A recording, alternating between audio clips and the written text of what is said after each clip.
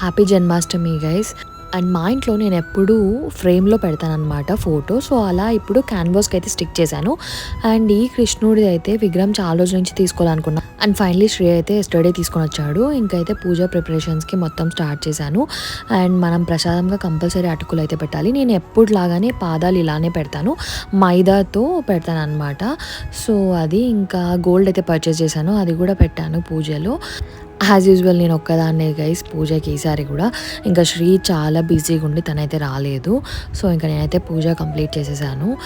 ఇండియాలో అందరు చాలా బాగా సెలబ్రేట్ చేసుకుంటారు. అండ్ ఇస్కాన్కి వెళ్ళి మంచిగా ఉంటుంది అసలు. చాలామంది పిల్లలు రాధాకృష్ణ గెటప్స్ వేసుకొని చాలా క్యూట్గా ఉంటారు. సో మేమైతే ఇలా సింపుల్గా మా ఇంట్లో చేసుకున్నాం అనమాట.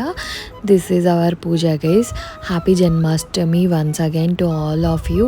Thanks for watching guys, and please don't forget to like, comment, share and subscribe.